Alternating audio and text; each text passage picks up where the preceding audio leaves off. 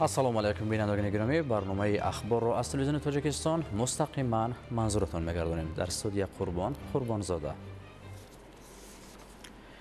барномаро бо пайки варзишӣ оғоз мекунем. дирӯз дар шаҳри Душанбе мусобиқаи байналмилалӣ оид ба гӯштингирӣ барои дарёфти ҷоми раиси шаҳри Душанбе баргузор шуд, ки он бо пирӯзаи паҳлавонони Тоҷикистон, Ӯзбекистон ва Русия хотима ёфт.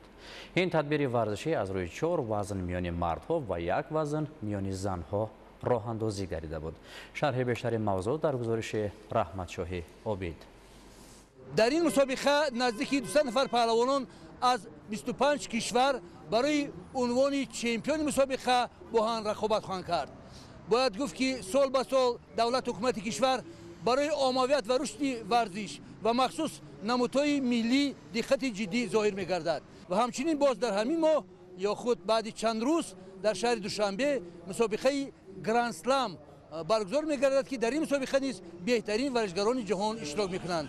ғолибони шашмин мусобиқаи байналмилалӣ оид ба гӯштингирӣ барои дарёфти ҷоми раис шаҳри Душанбе маълум гардиданд. дар вазни то 60 кило тӯли 5 соат сабқатҳо баргузор гардиданд ва беҳтаринҳо ба хозмояи финалӣ роҳ ёфтанд. дар ин вазн намояндаи Тоҷикистон Суҳроб Боқиев бар ҳамаи ҳарифонаш ғалаба карда ба сабқати финалӣ рохат гирифт. ҳамчунин аз гурӯҳи дигар бошад Лораҷаб Халифаев низ маҳорати олӣ нишон дода ба сабқати финалӣ роҳ ёфт. ин сабқат аз оғоз то анҷом бо бартарии варзишгари маъруфи тоҷик Суҳроб Боқиев анҷом ёфт ва ӯ дар ин сабқат ғолиб омада ба гирифтани ҷоми раис шаҳри Душанбе сарфароз гардид. дар вазни то 78 килограмм Маҳмадшариф Наҷмиддинов аз дастаи Тоҷикистон маҳорати хуб нишон дода бар варзишгари ҷумҳурии Ӯзбекистон Умед Эҳсонов ғалаба карда чемпиони мусобиқа гардид. ӯ аз оғоз дар бисёри воқеаҳо нисбат ба ҳарифонаш бартарӣ нишон дода ба сабқати финалӣ рохат гирифт ва дар сабқати финалӣ Маҳмадшариф Наҷмиддинов маҳорати баланди касбӣ нишон дода ба унвони чемпиони мусобиқа сарфароз гардид. ҳамчунин ду ҷои сеюм ё худ медали биринҷиро Абубакр Боқиев аз ҷумҳурии Тоҷикистон ва Аҳрор Зиёдуллоев аз ҷумҳурии Ӯзбекистон бо ҳам диданд. дар вазни то 95 кило ду варзишгари меҳмон Ҷонибек Казаков аз ҷумҳурии Ӯзбекистон ва Ҳусейн Холмирзаев аз дастаи Русия вохӯрданд. ин сабқат ҳарчанд ки дар оғоз қувваҳо баробар буданд, дар анҷоми ин сабқат Ҷонибек Казаков аз ҷумҳурии Ӯзбекистон маҳорати баланд нишон дода ғолиби ин вохӯрӣ гардида ба гирифтани ҷоми раис шаҳри Душанбе сарфароз гардид. медалҳои биринҷиро намояндаи Гурҷистон Бека Гвинашвили ва ҳамчунин Озаранг Содиқӣ аз ҷумҳурии Исломии Эрон бо ҳам диданд. дар вазни ҷамъи 95 кило Шакармуҳаммад Мирмуҳаммадов ва Шералӣ Ҷураев вохӯрданд. Шакармуҳаммад Мирмуҳаммадов, ки мухлисони хеле ҳам зиёд дошт, аз оғози сабқатҳо тӯли тақрибан 5 соат дар сабқатҳо иштирок кард ва бо ҳунари болои худ хотири ҳазорон мухлисонро шод гардонда дар сабқати финалӣ бар Шералӣ Ҷураев ғалаба карда ба гирифтани ҷоми раис шаҳри Душанбе ва медали тиллои мусобиқа сарфароз гардид. дар сабқати бонувон, ки дар як вазн баргузор шуд, намояндаи Россия Алёна Прокопенко аз худ маҳорати баланд нишон дода бар ҳамаи ҳарифонаш ғалаба карда дар сабқати финалӣ Ганоблат Гансеки зарбхӯрда буд ғалаба карда ба медали тилло шарафёб гардид. намояндаи Тоҷикистон Шоҳида Қаландарова ва ҳамчунин Ажар Исрева ба гирифтани медалҳои биринҷӣ қаноат карданд.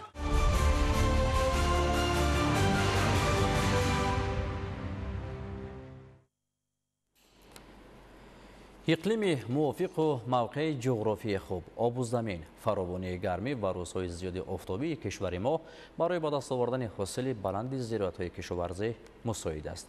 мояи хушнудист, ки шаҳрвандон бо дарки баланди масъулиятшиносӣ ҳар қитъа заминро самараноку оқилона истифода намуда аз он дар як сол 3-4 маротиба ҳосил мегиранд, ки барои таъмини амнияти озуқавории мамлакат нақши муҳим дорад. Мансури Ҷалол гузориш медиҳад. برای فراوانی محصولات و تامین اهالی با غذای خوش‌صفت در مملکت تمام شرایط و امکانیت‌ها موجودند. استفاده پرثمر و عاقلانه ذخیره‌های زمین و آب برای افزون نمودن حجم محصولات کشاورزی مساعدت می‌نماید. موافق نشاندهنده‌های بسیار ساله عالمان ساحه، دوامناکی دوره حرارت هوا بعد از دوره زراعت تیره‌ماهی در ولایت سوغد از 100 تا 110 روز، وادی حصار از 120 تا 130 روز و منطقه‌های باختر و کلاب ولایت ختلان از 140 تا 150 روز را تشکیل می‌دهد. این مقدار روزها امکانیت می‌دهد که از زمین‌های آبی 3-4 حاصل گرفته شود. ثمرناک و مقصدناک استفاده بوده زمین‌های کورم، نه تنها زمین‌های آبی بلکه زمین‌های للمی، این چنین گرفتن 3-4 حاصل از کشتی تکراری، یعنی که علاوگی ما قریب که 9 ماه انا حساب کنید 270 روز آفتابی داریم، یعنی که از 10 درجه بالا هست در ولایت ختلان. در ولایت سوغد مثلا منطقه‌های دیگر ما میتونیم که با دیگر کشتی آمیخته گرفته ما میتونیم 4 حاصل گیریم. استفاده مقصدناک زمین و زحمت شبانه روزی امکان فراهم آورد که حاصل فراوان رویانیده شود. از مهنت صداقتمندانه و مناسبت دلسوزانه به زمین دستورخوان ساکنان پرناز و نعمت گردیده، سطح نیک و احوالیشان سال تا سال بهتر می‌گردد. تجربه کشاورزان مملکت عاید به مدنیت استفاده زمین بهتر گردیده، همساله قریب 200,000 گکتار زمین به کشتی تکراری فرا گرفته می شود. طلبات زراعت به آب، طلبات زراعت به گرمی، طلبات زراعت به روشنی، طلبات زراعت به غذا و طلبات زراعت به کسلرود به هوا. از روی انمی 5 عامل حیاتی این عامل حیات است. ما همه همین کارهای دهقانی به راه میمانیم. آن کسی که 5 عامل به زراعت در وقت معین، در مهلت معین، با معیار معین، با تکنولوژی علما اساسناک پرورش کند، حاصلی به اندازه می شود. امروز استفاده مقصدناک زمین و ذخیره محصولات برای تیره‌ماه و زمستان در هر یک عائله به یک عمل حتمی و معمولی تبدیل یافته است. در زمان صاحب استقلالی مدنیت استفاده بردن زمین کلاً بهتر گردیده، از یک قطعه زمین آبی گرفتن 3-4 حاصل به حکم عنعنه درآمد که برای به مراتب زیاد شدن استحصال محصولات کشاورزی مساعدت نموده ایستاده است.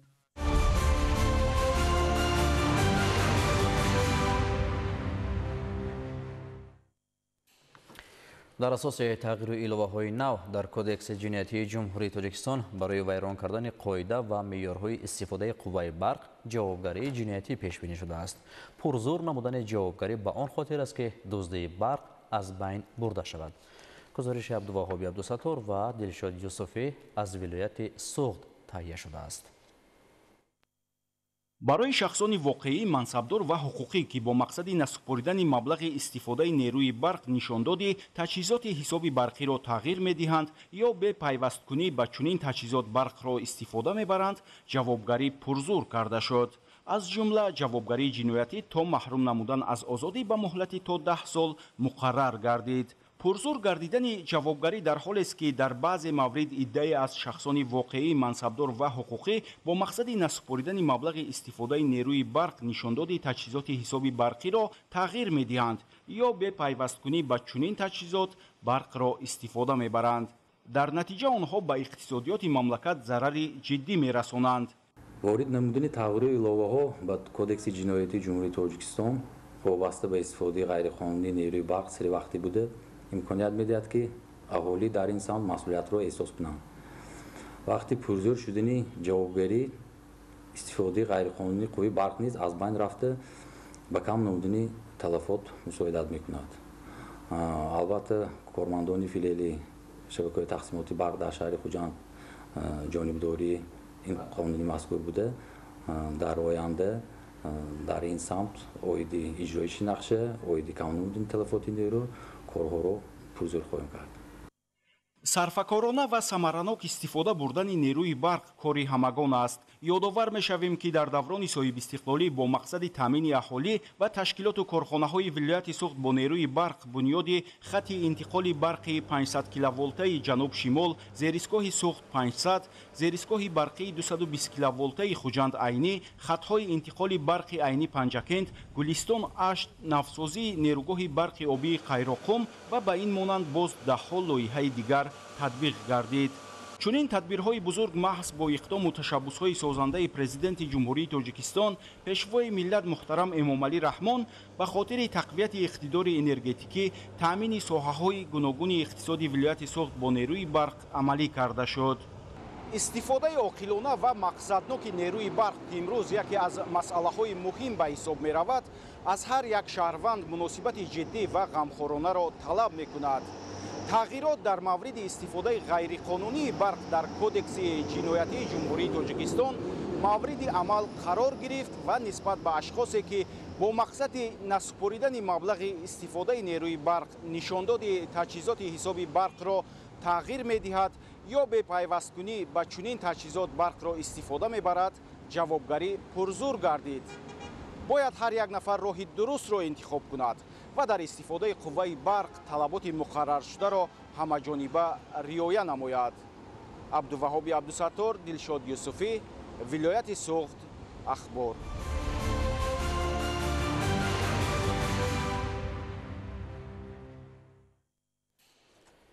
корҳои сохтмонӣ дар иншооти роҳи канорагузари шаҳраки ғарби ноҳияи Рашт бо тарҳи муосир ва талаботи меъёрҳои роҳсозӣ ба истиқболи ҷашни 35-солагии истиқлоли давлатӣ амалӣ карда мешавад. гузориши Идигули Маҳмуд.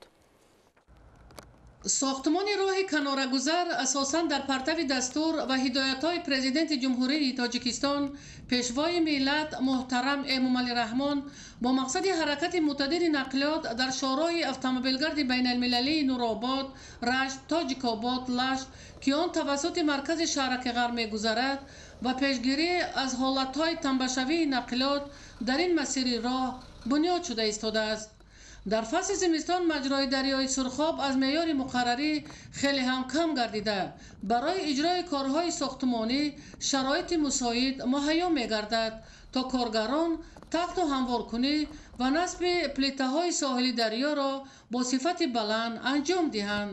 дар сурати пурра амалӣ шудани ин тарҳи созандаи ҳукумати ҷумҳурии Тоҷикистон барои мардуми маҳал манфиати зиёди иҷтимоиву иқтисодӣ меорад, зеро дар шароити камзамини шаҳраки Ғарб бо аз худкунии 3 гектар замини бекорхобидаи соҳили дарёи Сурхоб барои бунёди манзили истиқоматӣ ва ташкили дигар коргоҳҳои хурди истеҳсолӣ заминаи воқеъ пайдо мешавад, то шароити аҳолии маҳал боз ҳам беҳтар хубтар гардад. ин аст ки бо мақсади тибқи лоиҳа бо ҷалби техникаҳои гуногунтамғаи соҳавӣ дар соҳили дарёи Сурхоб корҳои сохтмонӣ, тахту ҳамворкунӣ ва мустаҳкамкунии таккурсии деворҳои муҳофизавӣ ва васлу насби плитаҳои бетонӣ бо сифати баланд ва бо талаботи меъёрҳои сохтмонӣ идома дорад. то ҳамин давраи соли ҷорӣ сохтмончиён дар масофаи пешбинишуда корҳои хобондани плитаҳои бетонӣ ва деворҳои муҳофизавиро дар соҳили дарёи Сурхоб анҷом дода, дигар корҳои сохтмонӣ аз нақшаи фармоишгар ҷараён дорад. бунёди роҳи канорагузар аз қисмати даромадгоҳи шаҳраки Ғарб оғоз мегардад ва баъдан қатқати дарёи Сурхоб то баромадгоҳи он дар асоси лоиҳаи пешбинишуда ва ба талаботи бехатарии иншоот бунёд шуда истодааст, зеро ин қисмати роҳ пайвангари шоҳроҳи автомобилгарди байналмилалӣ ба шумор рафта, тавассути он нақлиёти боркашону моли маҳсулоти хоҷагии халқро ба ноҳияҳои минтақа оварда мерасонад. фармоишгари бунёди роҳҳои канорагузари шаҳраки ғарби ноҳияи Рашт асосан дирексияи иншооти ҳукуматии дастгоҳи иҷроияи президенти ҷумҳурии Тоҷикистон ба шумор рафта, корҳои сохтмониро коргарони ҷамъияти дорои масъулияташ маҳдуди Саховат 2005 иҷро карда истодааст, то иншооти ҳаётан муҳими хоҷагии халқи минтақаи Кӯҳистон дар муҳлати пешбинишуда ва бо сифати баланд анҷом дода шавад. Идигули Маҳмуд, Додарҷони Мирзазода барои барномаи ахбор аз ноҳияи Рашт.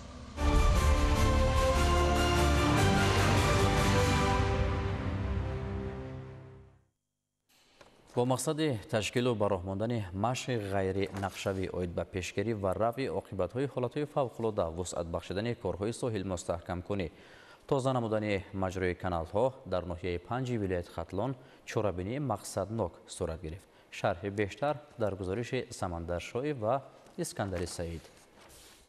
کارمندان کمیته حالت‌های فوق‌العاده و مدافع گراجدانی در ولایت ختلان و مسئولین این نهاد در ناحیه 5 پیوسته بهر پیشگیری و برطرف نمودن عاقبت‌های حالت‌های فوق‌العاده که خصوصیت طبیعی و تکنوگنی دارد در حالت دائمی آماده باش قرار دارند. در همین زمینه بهر پیشگیری از حالت‌های فوق‌العاده از جانب نهاد مذکور در منطقه‌های خوفناک سیلگذر به طور دائمی چورابینی‌های مقصدناک را برگزار می‌نمایند. همساله که در همین شب روز در مملکت حالت‌های ناخوش طبیعی رخ می‌دهد، مسئولین ساحه از همه امکانات وسیع استفاده کرده با اشتراک دسته‌جمعانه ساکنان و جلب تکنیک‌های پراقتدار ضروری، تدبیرهای پیشگیری کننده سر زدن حالت‌های فوق‌العاده طبیعی عملی می‌گردد. در همین زمینه در دهه گشون جماعت دهات محور با جلب زیاد اهالی و کارمندان کمیته حالت‌های فوق‌العاده و مدافع گراجدانی در ناحیه 5 توسط تکنیک‌های ضروری ساحه زهبور داخلی محله را که بنابر سبب بلند گردیدن آب‌های زیرزمینی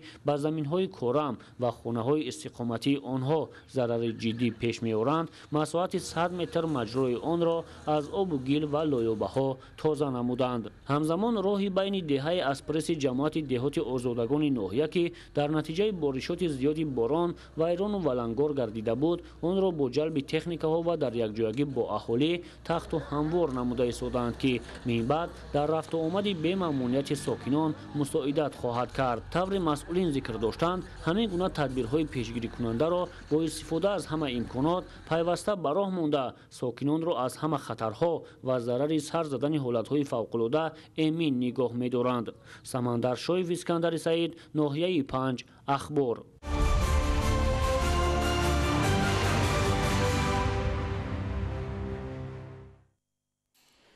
در مؤسسه‌های تعلیمی شهر سرافشان مشق‌های نمونوی مدافع شهروندی اوید به سطح آماده باشی خوانندگان مؤسسه‌های تحصیلات میانه عمومی هنگام حالت‌های ناگهانی حادثه‌های طبیعی برگزار شد.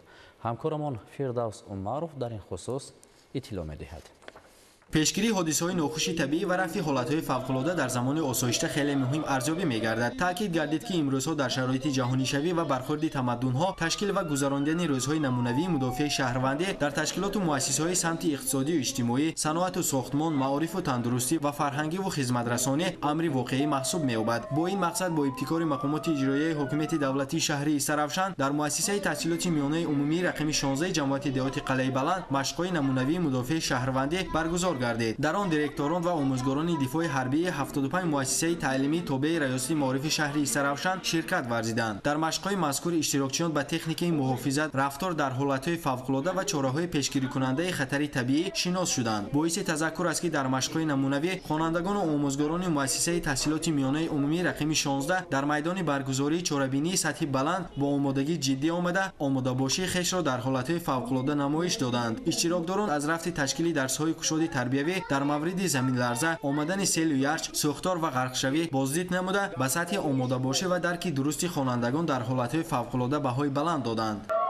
محصلین همه زینه‌های تحصیل بعد شنیدن صدای بانگ خطر احتمالی طبق طلبات قانون و سنت‌های حالت‌های فوق‌العاده و مدافع شهروندی با شعورانه و احتیاطکارانه عمل کرده همه حرکت‌ها را چست و چالاکانه و به ممانعت به اجرا رسانیدند. سپس اعضای گروه‌های علاقه رزودکی و اکتشافی یاری تجلی، حفظ ترتیبات جمعیتی و نظارت حالت رادیاسیونی موقع احتمالی از زمین لرزه به وجود آمده را کاملا آموخته، عاید به خسارات از این حادثه به عمل آمده، فرو ریختن بینای مکتب، موجودیت جراحت گرفتگان و به عمل آمدن سوختار در یک قسم مؤسسه را به ستاد مرکزی خبر دادند. اعضای ستاد با مشورت دسته‌جمعانه فوراً گروه‌های نجات‌دهی سوختارنشانی و طبی را به جای حادثه سفربر نموده، حالت ناگوار و ناگهانی را سری وقت برطرف نمودند. در فرجام چورابینی یک قطار فعالان و تشبثکاران جهت در سطح بلند گذراندن مشق نمونوی و اشتراک فعالانه در چورابینی‌های جمعیتی با سپاسنامه‌ها و تحفه‌های پرقیمت مقامات اجرایی حکومت دولتی شهر، ریاست کمیته حالت‌های فوق‌العاده و مدافع گراجدانی ولایت سوق و ریاست معارف شهری استرافشان سرفراز گردانیده شدند. فردوس عمرو، مضبوط بابازاده، آرزو معروفov، شهری استرافشان، اخبار.